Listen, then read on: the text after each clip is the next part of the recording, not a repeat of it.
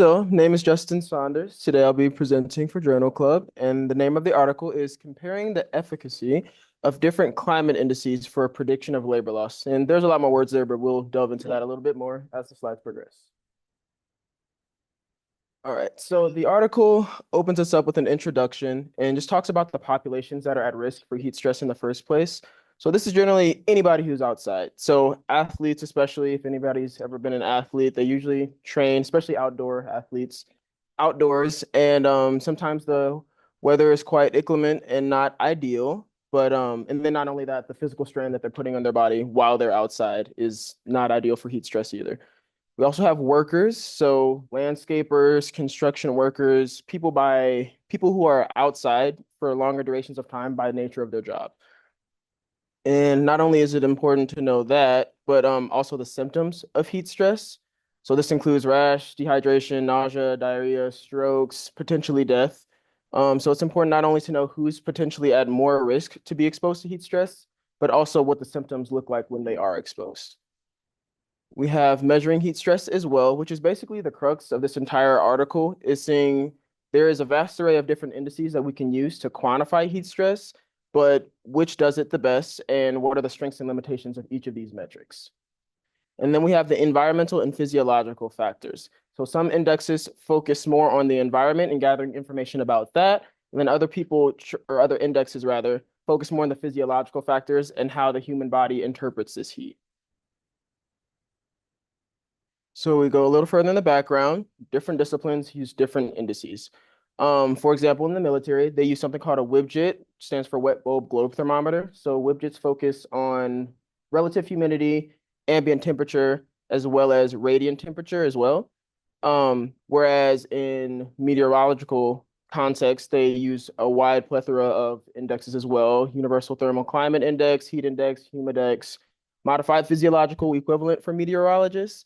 And it's very important to notice the context in which these indexes are being used. So in the military, we probably won't be exposed to have the more vulnerable population, such as young infants or elderly adults that are in the military in the first place.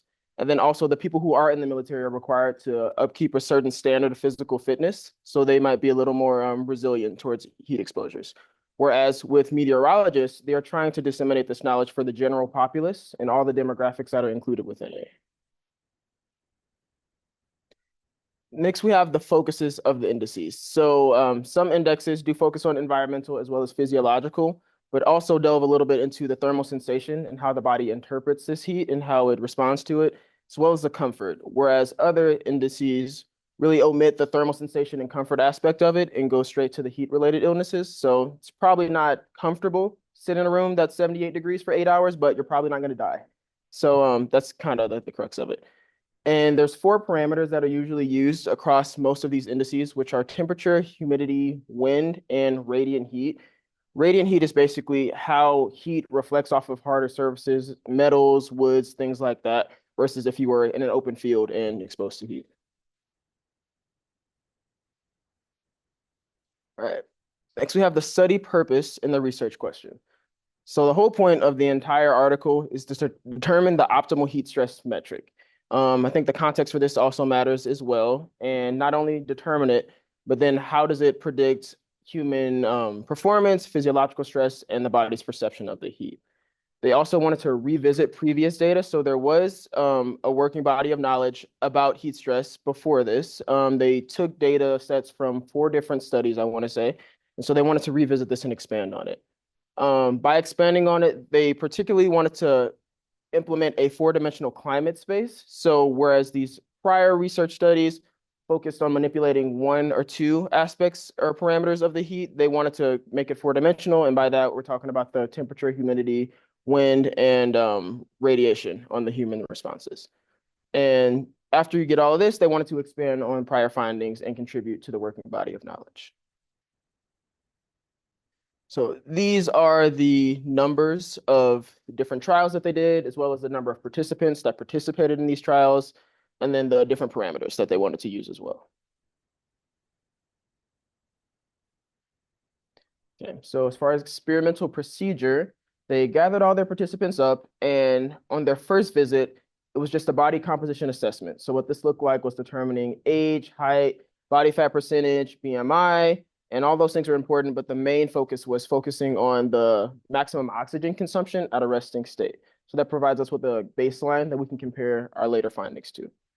And then for the second visit, they did an experimental trial with a thermal neutral condition. So we're introducing the ambient temperatures and atmospheric influences into the second visit to give us more data to compare our findings to. And then from the third visit and on, they tested the participants under all their different combinations of temperatures and parameters for ambient environment. And then they documented all that. It's a little blurry, but this is the all of the information that they gathered from the body assessment. And all of this is important, but these probably aren't going to change throughout the duration of the study. What's most important is this maximum consumption of oxygen, because that's what we're really going to be looking at and then comparing.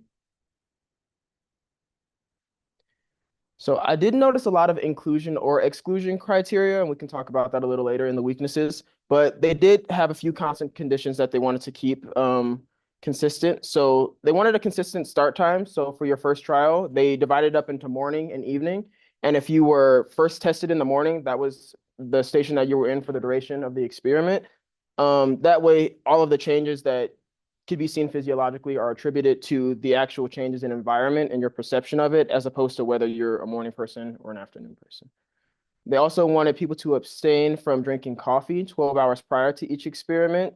So once again, just making sure that all of the changes can be attributed to the environment itself and not caffeine's effects on your body. And then lastly, no vigorous exercise 24 hours before experimental trial. If you could imagine running a marathon or things like that, and then asked to be in a heat stress study, your body probably won't be up to par or at operating at 100%. Could be some lasting effects of the physical exercise that you did the days prior. So data collection and analysis. The first thing that they did was developed a cumulative energy equation. I put that on here, but the numbers were too small for you to see, so it is in the handout. But basically, this is just the baseline to see how much energy could each participant generate under controlled environments without the introduction of ambient temperatures and things. And then from there, they did a work capacity loss equation. So of this number, what's the percentage of decrease from the control to when the temperatures and different ambient factors are introduced? They also attribute it for clothing. So they did a low clothing coverage, which consisted of shorts, socks, and shoes. And then they did a high clothing coverage, which consisted of shorts, socks, shoes, a cotton t-shirt, and a full body coverall. I think that's important because that could be the difference between a working environment and then just a common person outside. It's 95 degrees outside. You're probably not going to be wearing all of these things if you're just out with your family. But in working environments, usually it's very important that your body is protected. So regardless if it's 95 or not, you're still going to be wearing pants, long sleeves, steel toe boots, hard hats, things of that sort. And then for the data analysis, they did linear and nonlinear regressions to determine relationships between the indices as well as the observed changes in the physiological being. And then the environmental indices that they used all of these metrics throughout the experiment to be able to compare and contrast which one is more efficient. And these are the regressions. So as you could imagine, labor capacity loss is decreased as your skin gets cooler. And then as things get a little warmer, it's a little harder for you to operate at maximum capacity. So this is for low clothing coverage. And then for high clothing coverage, similar trend, it's just a little bit steeper, as you could imagine, because you have more things on. And the conclusions. Okay, so one of the conclusions that they drew was that a singular parameter is insufficient. So you can't just look at temperature and say it's 80 degrees outside and that's that. Do with that information as you will. We have people from all different parts of the world in the country here. 80 degrees here that in dry heat is not the same as 80 degrees in Florida when it's humid and you can't breathe. So that's important, and they included that in the study. And then that there's also complex climatic variations, so kind of what I just articulated. And then each equipment has its limitations. So some equipment, as we were saying earlier, attributes most of the data to physiological responses, while other focuses on gathering as much data as you can about the ambient environment. So they also determined the best indices for different things. They contextualized it. So UTCI, Universal, I forgot what that acronym stands for, but it's in the slides and it's also in the handout. They also used the WIBJIT and said that that was the best for predicting reductions in performance physiologically, as well as the physiological perception of heat stress. And in another context, they said the UTCI and the MPET were best for estimating skin temperatures and the gradient steepness, as well as the sensation responses to the heat stress. Something that they did want to note is that regardless of which index that you used, wind and radiant heat were attributes that significantly skewed the data as far as their accuracy. So strengths and weaknesses. One of the weaknesses that they did point out was the ecological validity of field versus lab data. So basically what this means is in a lab, you're able to control a lot of these different aspects of the environment and adjust them and manipulate them accordingly. Whereas in the field, you're not able to do this. Also in the lab, for their physiological exertion, they had them walking up a treadmill with a determined grade and speed. Whereas in the environment, if you're a worker, you could be lifting, you could be squatting, doing a lot of strenuous movements. So it's not just walking in the real world. And so, yes, it's important to have this data about this, but also how could it be applied in the field when you're doing a little more than just walking on the treadmill? Also, all of these participants were unacclimated. So there is research that shows that acclimated bodies usually are a little less vulnerable to heat exposures and heat illnesses. And then lastly, they did a max of 7-hour shifts throughout the study. That was on the higher end. And if you're working in industry, sometimes their shifts are not limited to 7 hours. Sometimes they're 12 hours. So they didn't quite attribute for that, but perhaps that could be something that's studied a little later on. As far as the strengths, they used a plethora of different heat indices. So that's pretty important to get a more generalizable scope of the data. I feel like they had a quite large sample size as far as the trials. I think they had under 100 actual participants, but they did several trials on each of these participants. So I feel like that made for a larger study sample size. They did a clothing comparison. I thought that was pretty important for the application of heat exposures for the common person and someone who might be working in industry.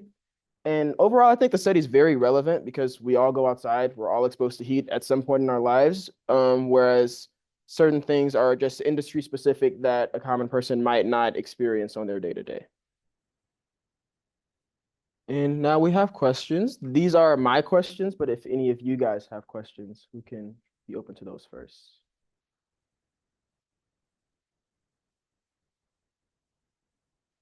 Okay. My first question is, are the findings of the article useful to the general populace or only the researchers that use the indexes?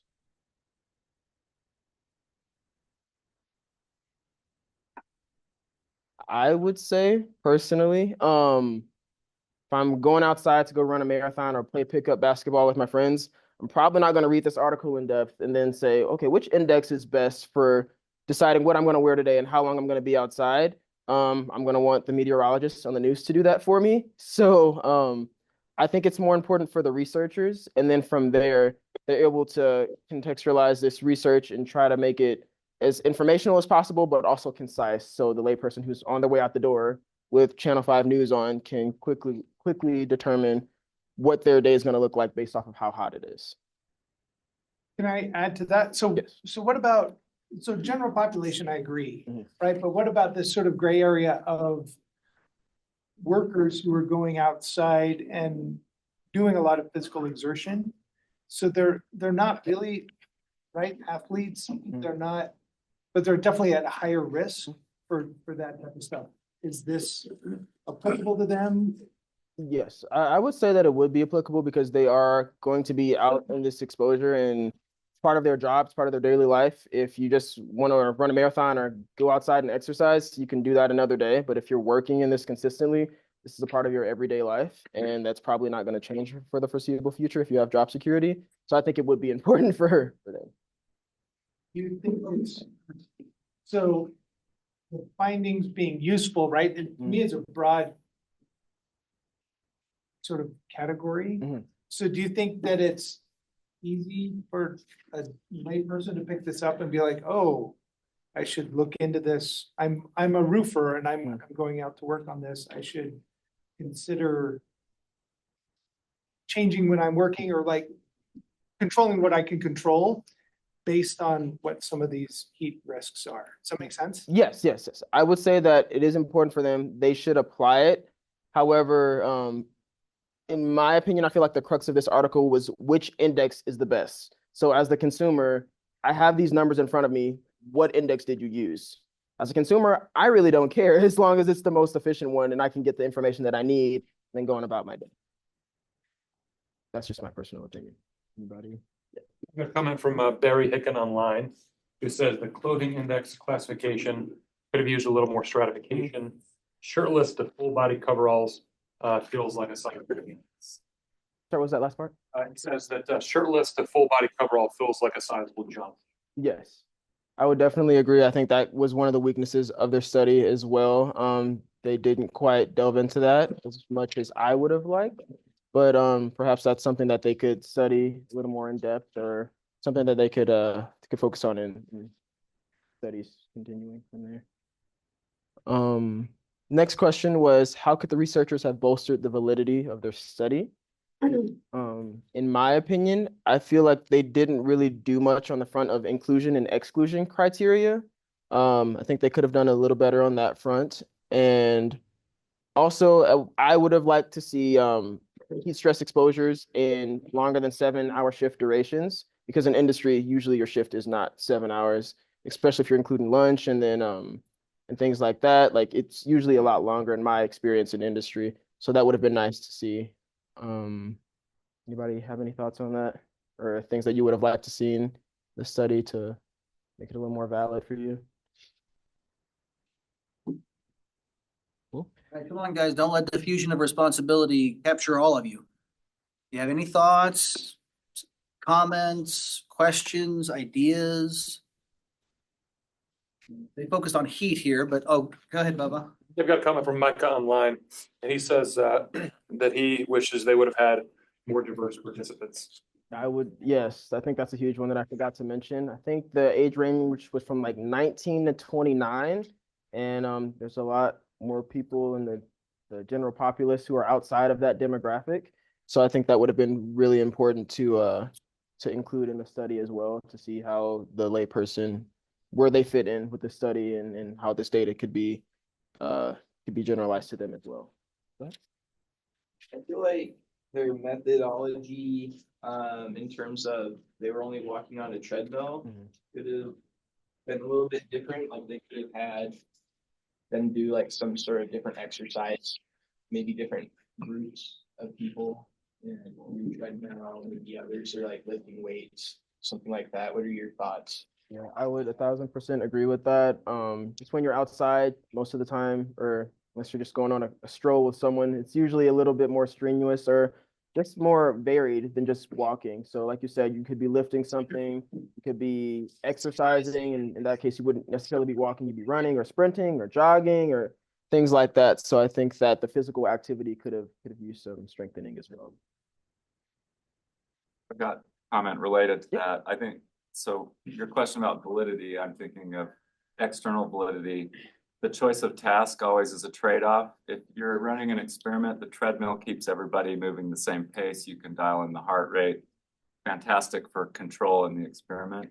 But on the continuum would be studying roofers in the field, actually doing the real work. And that would have outstanding external validity, generalizability, but it's also super hard to control heart rate and expenditure and what they're wearing.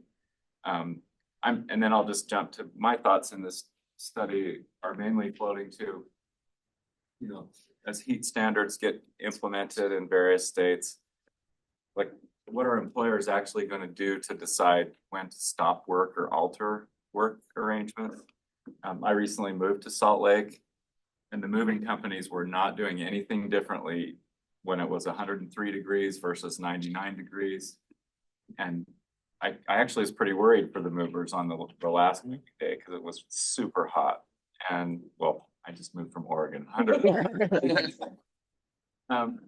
So yeah, I think in all the way to external validity, generalizability is what are employers using to make their choices? And is there, you know, an index that, other than temperature, that might cause them to do something differently?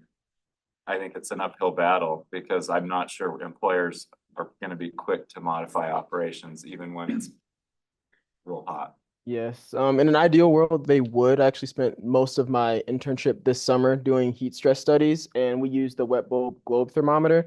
And I collected all the data, but it was pretty easy to collect the data. Getting someone to actually do something about it and change people's work rest schedules and things of that sort was a little bit more difficult. So I definitely understand the uphill battle there.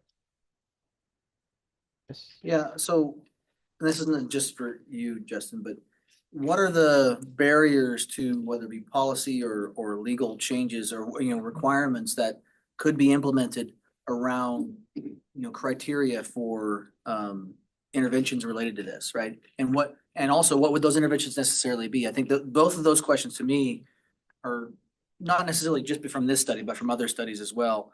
You know, what are the next steps in terms of that sort of thing? Because unless there's a law, you know, or a statute from OSHA or whatnot, I imagine there's gonna be plenty of companies who are gonna be like, yeah, it's hot, drink some more water.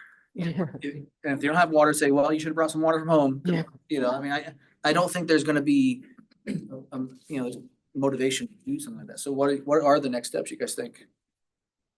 I would say probably getting a governing body to be on board with holding companies accountable for this. I know OSHA's laws on heat stress are a little bit up for interpretation, and industries play the loophole on that every time because if you just say it's hot or it's not hot, that's completely subjective. Yeah.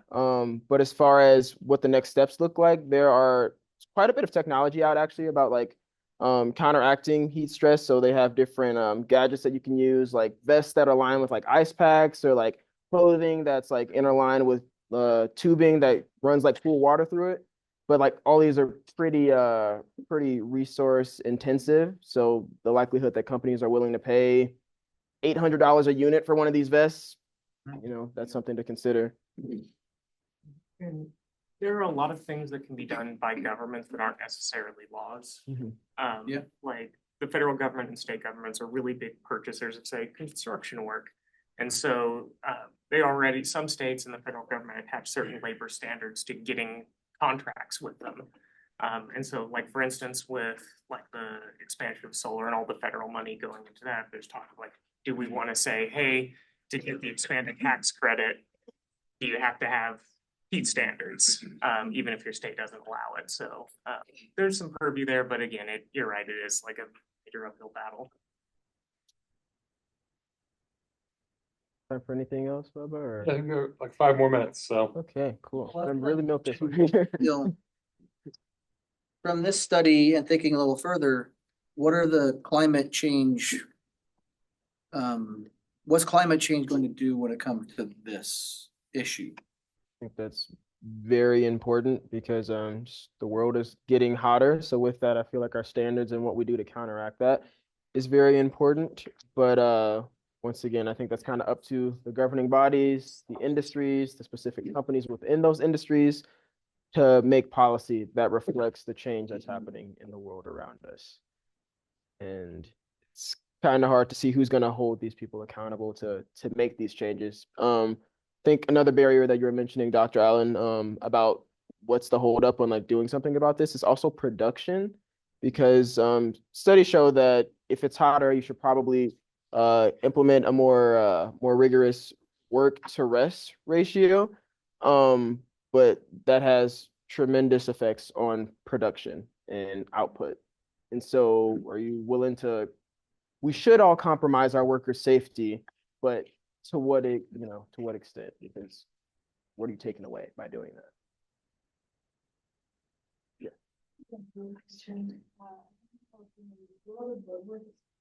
Mhm. I've never once road work at night, and I wonder, like, is it possible to kind of back some of these heat policies and other policies? The benefit of doing road work at night is that no one's on the roads, right? You're not telling them. Any thoughts about that? Absolutely. I think that could be another measure that's implemented. I went to Vegas a few weeks ago and it was like 120 during the day. And luckily I didn't see anybody doing construction out there, but like things like that, places where it's just extremely hot, I think that would be really important to be Yeah, implemented. they already implement things like that with the road, with railroads in Texas. I was down there, doing some observations for safety things, and to do those observations, we had to do, they didn't work during the day, they worked at night. Yeah. And the reason they did that was both reasons, right, that you mentioned. One is it's cooler, and so there's not 120 degrees, it's now much more manageable. Still hot, Yeah. because it's Texas and the South and so forth, but not as hot. And the second reason was that there were fewer trains running at night, right? So they didn't have to stop to work, because working on a rail, when they work on the rails, they don't actually shut down a line. They work on it and then they get out of the way and then they work on it. So it's one of those things where during the day, there's more traffic. And so they can't complete their processes in a timely enough manner to, between the trains going through, right? So there's practical and the added benefit of being cooler. However, and those who've taken my OHP class, or are taking it now should remember this. What about shift work? So like we shift them to nighttime, is that actually better for them or not? Maybe better in terms of temperature, but now their sleep schedule and cycle is completely thrown off, and there's a whole host of implications for that. Fun stuff. Job security. Yeah. I think there are some questions. Yeah. Go ahead. This isn't really a question, but this could be a full application of like wearable sensors, like for radiation exposure. It could just be like a thermometer that like keeps track of the temperature over time or something. I think that could be cool for like on the job research or potentially like implementation in real lives. Oh yeah, absolutely. In my internship, we actually did wear like a wearable device, kind of like this. It was essentially a glorified Apple Watch. But what they did was like they had these sensors on this specific device, and it helped track exertion as well as your core temperature, because it's great to have all this information about the ambient environment, but like what is it doing to me as a worker? So I think that would be a great implementation for workers.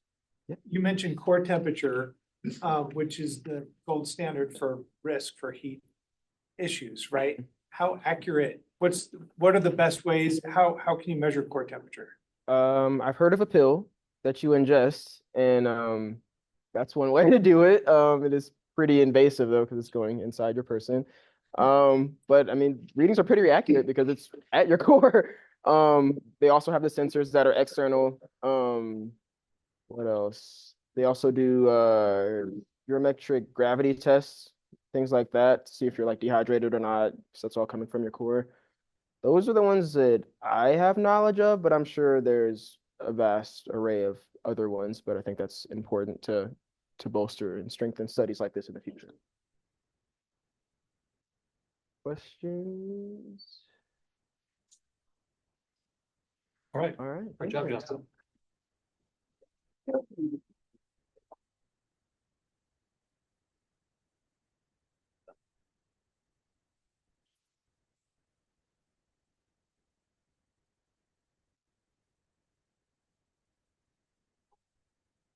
There we go.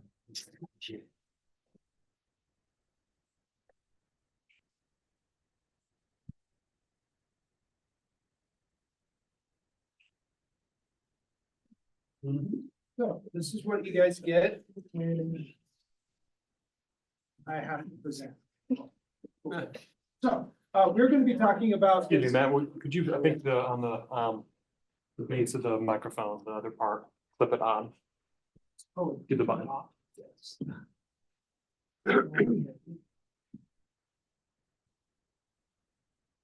Maybe I'll move this up. All right, so we're going to be talking about this article, Workers' Compensation, Prescription Medication Patterns and Associated Outcomes. First off, and there's no guilt or anything, but who's even looked at this article? Thank you, Bubba. Thank you. Thanks, Joe. All right, so I'm going to be going through, there's a lot of good things about the article, and then there's a few challenges. So I'm going to be going through those.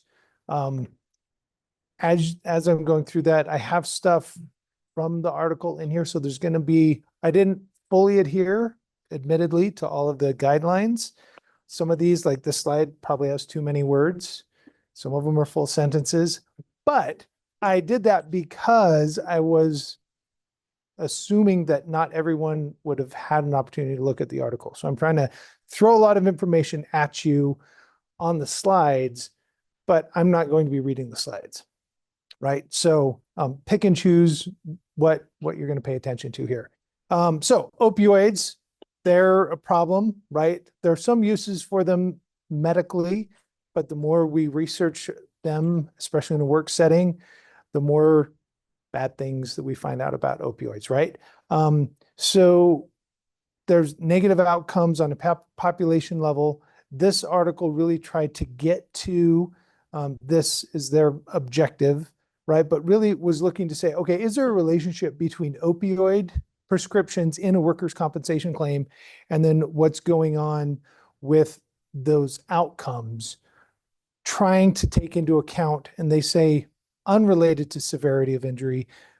I would have said trying to take into account severity of injury. And they did that a couple of ways, which I think was actually sort of interesting, which we'll get into here in a second. So method-wise, this was done in Ohio, right? Cincinnati, Ohio, NIOSH headquarters. So the relationship with the state of Ohio and worker health and safety, Ohio is, traditionally has been leading the pack in doing that. Some of the authors there run the Education and Research Center there. And so there's some really good things about this article, I think, influence from the experience that they have and the relationship that they have with state organizations there in Ohio. So they looked at workers' compensation claims for a 5-year span and then tried to follow people all the way through almost the end of 2016 to try and get follow-up data. So if you're not familiar with the workers' compensation claim, right, you get an injury, you say it's from work, may or may not be, file a claim, and then they follow you to see, okay, what are the outcomes, right? When do you go back to work? How much is it going to cost? Those types of things, just in broad brush level. So they only had injury claims here, no illness claims, and they had to include one of these main areas: lumbar spine, knee, and or shoulder. They did that oftentimes because those are a very common 3 body parts for injuries, for work-related injuries. And they're also reasonably well documented in terms of severity issues and treatment and what should be done there, okay? So they had a bunch of claims, almost 150,000 claims in this time period, right? So we're talking a large sample size here. Because of that, the ability really to dig into and look at some of these sort of potentially nuanced differences, okay? They categorized these body part injuries into 3 main categories, and this is getting to that severity part. So multiple body parts. If you have a back and a knee, or a back and a shoulder, or a knee and a shoulder, all 3 of the above, right? You're in that multiple body part. So that's their one way, that's sort of like large scope injuries. Then they had simple single body parts. So this is where it's one of those 3 body parts only, and doesn't require any big types of treatment, okay? And then complex single body parts, they actually sort of made it a catch-all type of a category, okay?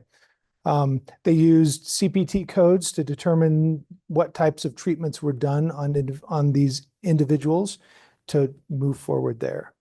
So this is the wordiest slide, and I apologize. I'm going to break it down for you. So they looked at their outcome are these 3 health categories, right? And going from there, their exposure is maximum morphine equivalent dose. So if someone's prescribed an opioid, there's different morphine equivalencies there. And so they wanted to make all of those, so it's apples to apples type of a comparison. Okay.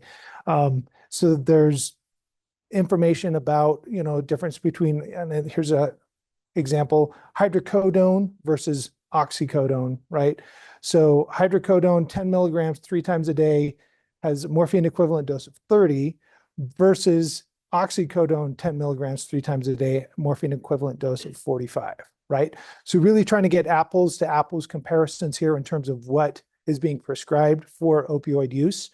And then taking the maximum of that during the treatment period for each of those claims, okay? Big list of what they looked at. And then they categorized those. So they figured out what the maximum was and then categorized them into, well, we'll go into these categories right now. So maximum morphine equivalent dose, less than 0, so, or greater than 0. So there's a nothing, there's a something, but less than 40, 40 to less than 120, greater than 120. All right, so put them into these 4 categories of exposure and then said, okay, what do we have going on in terms of these claims? So simple single body part, 70,000 claims, complex single body part, 13,000, multiple body parts, 60,000, almost 61,000, right? So quite a few here. There were surgeries, there was lost time, they were keeping track of all of this type of stuff. They did allow multiple claims per individual. So during that essentially 5-year enrollment and then follow-up period, there were several individuals who had more than one claim, okay? I think there were a handful that had 3 claims. Most of them were just 2. Slightly higher proportion male. Most of the claims had max morphine equivalent doses of less than 40. Okay, so descriptive information here. And you remember what was going on in terms of the political environment around morphine, around opioids from 2010 through 2016. Anyone remember? Joe. Yes, right? And so that was one of the big concerns is, okay, and Ohio was the whole Midwest, really, right? There were lots of issues going on there, right? So this study came out in 2021. And so they went back to say, okay, really what's going on? And looking at, I didn't even talk about what type of study design, based on what we know now, what type of study design is this? Sorry, I heard it was quiet. What?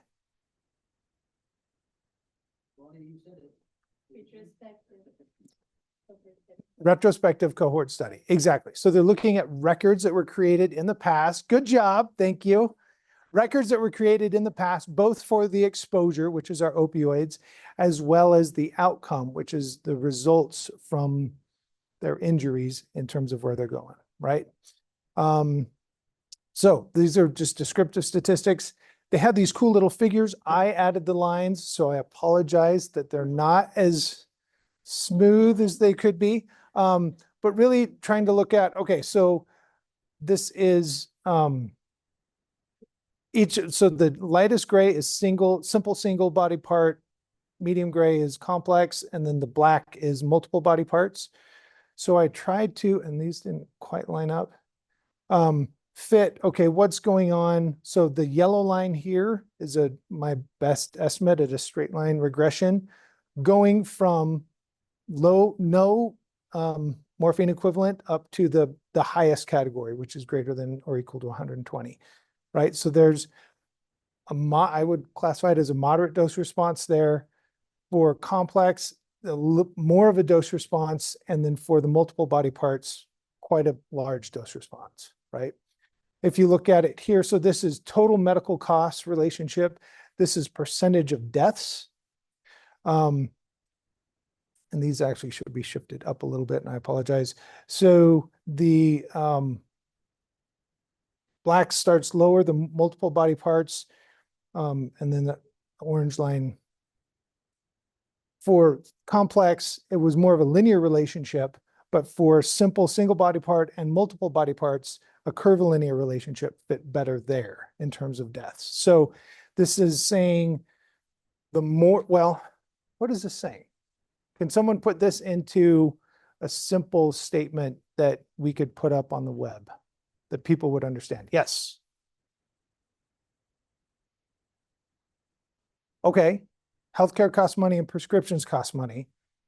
Anyone want to add to that or modify that one? Multiple injuries are more likely to cost more and Okay, so you're looking at both of them. So multiple injuries or injuries to multiple body parts are more likely to cost more and okay, and have more fatalities. Yes.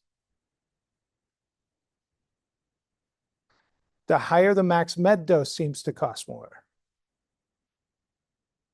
Anyone disagree with any of those statements? Okay, Bubba, now you have some sound bites that you can put up.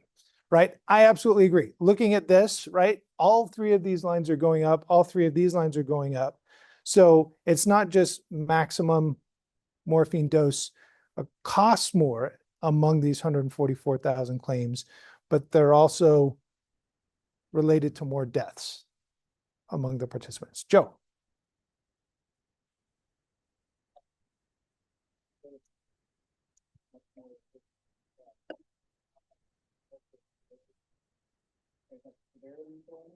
Or if that's they're on crazy amounts of opioids and it's causing them to be riskier.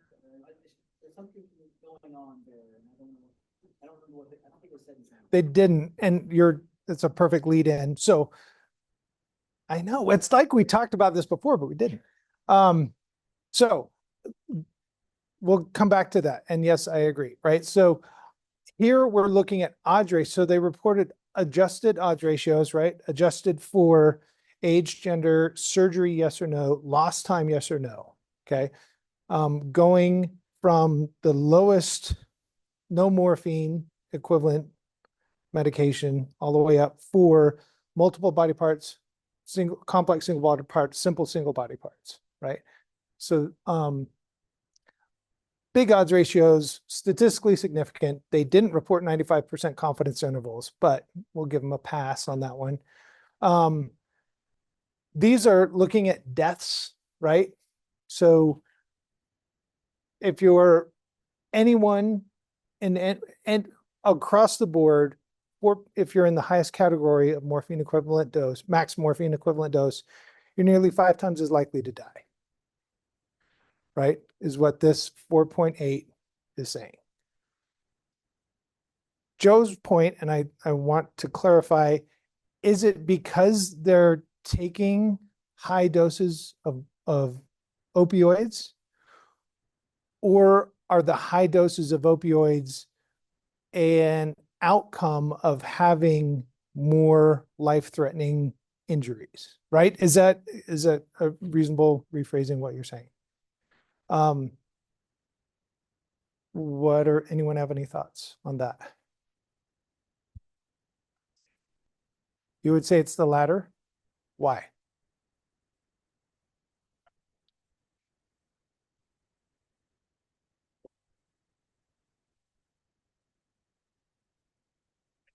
I think it's the injury. Just feels like it's the injury that's causing death. The doctor would never prescribe too much. Right. Yeah. Well spoken. Okay. Yeah.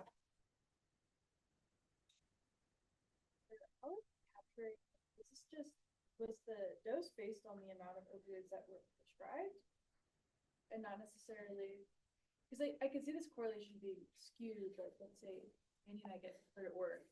Andy fills his prescription but doesn't take his meds. I take my meds, then now I still don't have it in the medicine cabinet, right? So maybe the people in the middle are actually taking more opioids that are being captured in this study. Yep. I'm just wondering how they kind of quantified the amount of opioids. So and that's a perfect, and actually that's one of my questions and the weaknesses, which we'll get to. No, it was great. So they're looking at records that were created at the time, right? So prescriptions that were written and filled, but they don't actually know if that's what people were taking, if they were selling that on the street to make money, or if they were getting others because of that, right? There is a relationship between opioid use and opioid overdoses, right? I mean, that probably isn't earth-shattering, But the way a lot of people start down the opioid addiction path is from prescription medications, right? And the higher the dose of evidence, there's good evidence out there that the higher dose of opioids they have, the more likely they will be addicted to opioids. Okay, Ryan? If you could wave a magic wand and add on 10-year follow-up with data on prevalence of opioid overdose deaths for each category, you could partly answer that question. I also think if they had a measure of like it was less severe than death, we might find some interesting things like return to work, full partial disability, you know, just some less more, because death is always very rare. So we're talking about small percentages, and there may be other relationships between medication, patient dose, and other outcomes. Yep. Yeah, I'm particularly, because we hear a lot talked about work-related injuries may be the beginning of an opioid use and then eventually misuse, abuse. But, you know, we don't know I don't know a lot of research on exactly the risk or exactly how many cases start with a work-related. Right, and that's a good question. And I don't know that either, actually. So American College of Occupational Environmental Medicine has guidelines on what opioid prescriptions should be for work-related injuries, which it is in this 40 range, right? They say you shouldn't go beyond that. They also tried to adjust for some of these issues, right? So surgery, generally, right, if you have a more severe injury, that would potentially be life-threatening, that is more likely to require surgery. It was only binary there, right? And then also the lost time, being off of work. So many of these injuries, people were never off work. Okay. So discussion-wise, the theory that they are proposing, opioids leads to new addiction, increased disability and costs. Pre-existing opioid dependence may, and this is one of the sort of things, people may be more likely to have a workplace injury, right? There's evidence to support that, and then therefore that results in more opioids. Or there could be other causal pathways in there too, right? I did want to sort of talk about, or at least highlight, these differences between complex single body part, simple single body part, and multiple body parts here. If you look at these death trend relationships, right? Simple single body part, 8.5 times more likely to die in that higher category. So that actually points away from it being an injury-related factor causing the death, right? Yeah. Could be like a billing related factor. Like if someone comes in with kind of like a body part issue, and then the doctor's like, well, it's going to cost a lot for you to prescribe physical therapy or these other interventions, or you can take an opioid for 2 weeks and see if it's better, versus someone who gets a complex issue and then that you choose to bill differently, and that person gets kind of a different set of treatments because their problem seems more complicated on the surface. So I think it's possible. And there's been a lot of just sort of work in that area to make sure that prescribers are educated about the scope there. But when you're dealing with workers' compensation claims, right, oftentimes the whole care decision model is completely divorced from cost-based issues versus if someone was coming in, didn't have insurance, had to pay out of pocket, right? But they're definitely, again, these data were not collected for research purposes, gesundheit, right? And so there's potentially all sorts of different challenges associated with that, okay? So they also brought up the fact that we don't have information about duration of morphine equivalent dose. They only looked at the maximum morphine equivalent dose, right? So there's a challenge there. And then the sidedness, like if someone has an injury on their left side versus their right side, that may influence or do they have to be off of work? Can they go back to work, right? Depending on what their job is. So the multiple body parts and single body parts that could be a potential influence there. So weaknesses, also a lot of words on this slide because there's a lot of potential weaknesses, right? We don't really know how the deaths were identified. They don't provide 95% confidence interval. So we are, like Ryan said, dealing with small numbers here, even though there was statistical significance and it met multiple potential causation criteria, right? So there's temporality, there's a dose response, there's strong magnitude of effect. It's biologically plausible, right? Multiple causal relationships here.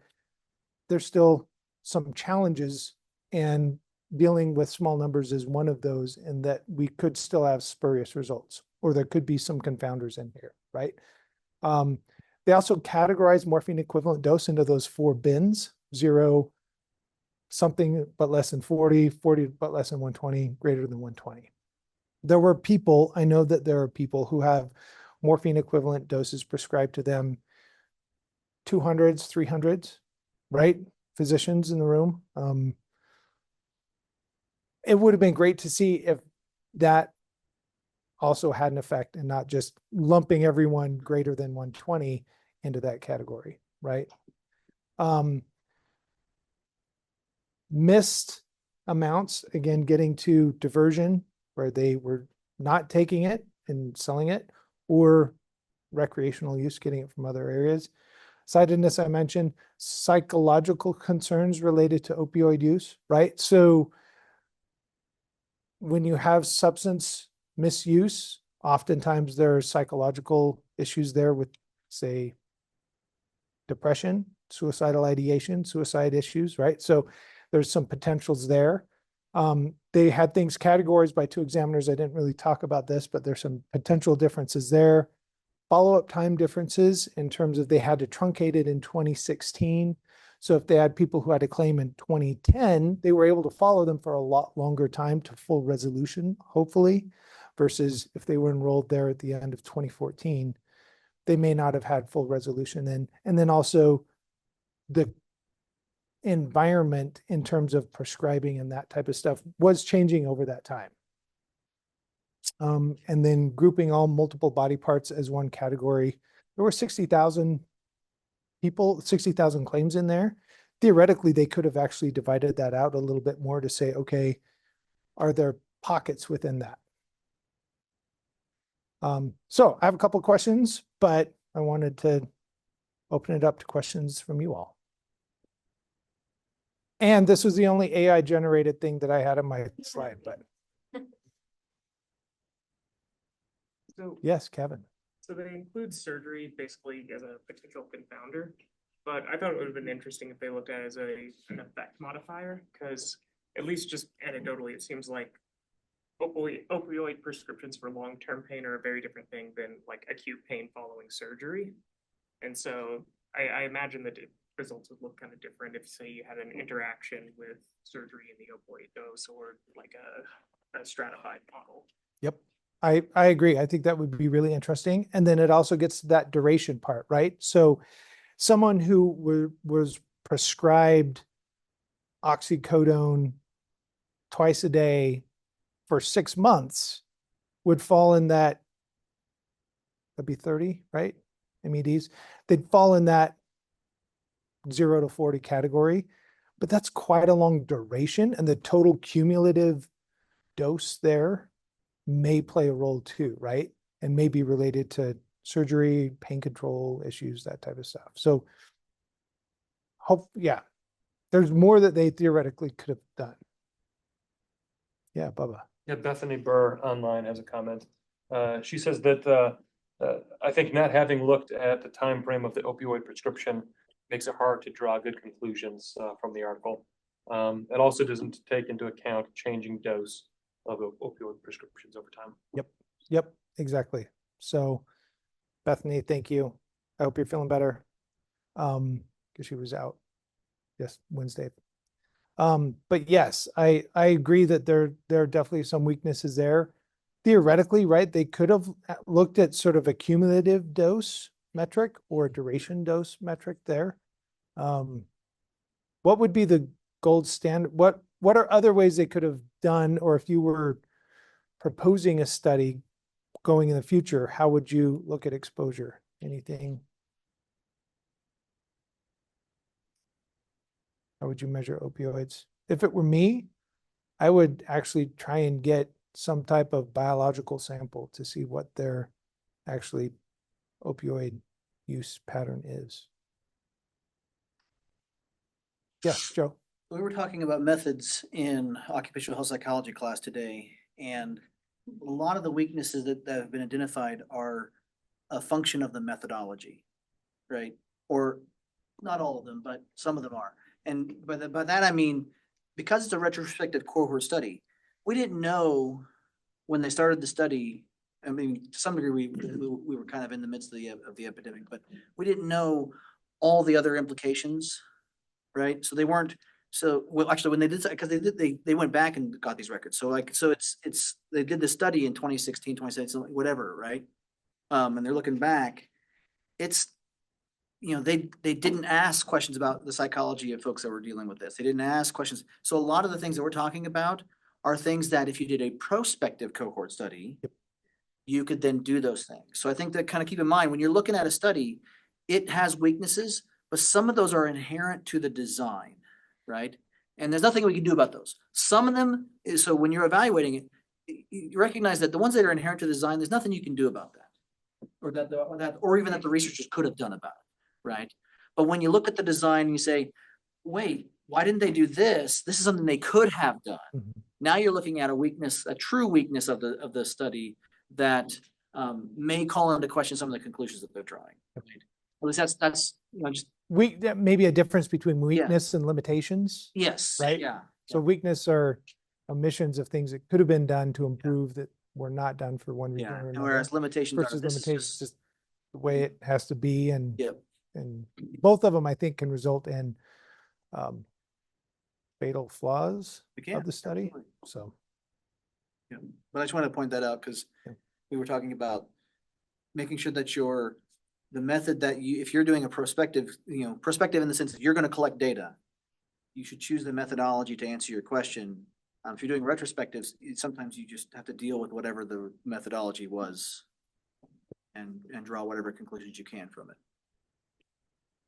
Maybe just one more last comment from Micah online. He says, I wonder what it would look like if you gathered confirmed opioid overdose deaths and then discerned how many in that population were on a workers' comp claim for one of the injury categories. So a little bit different approach to trying to get at these issues. yeah, a case control approach, maybe it sounds like potentially, which there's been a couple of those done actually, but it's a good point. Okay, well, I think that's it. Thank you, everybody. Bubba, any closing comments? Yes, one last quick comment. One thing that I should have mentioned more, thank you. Should have mentioned more last week when I was talking about delivering a good presentation that I think Dr. Thiese did a really good example of, was he spent the first couple minutes setting the stage for the article, especially for the folks who did not read the article, and giving context and just making it so I felt like for me it was very easy to understand sort of the factors that maybe were discussed in the intro or maybe not even discussed in the intro to sort of, you know, make the rest of the presentation really clear and have the context. So that's something definitely to think about when you guys are doing your presentations. We'll see y'all next week.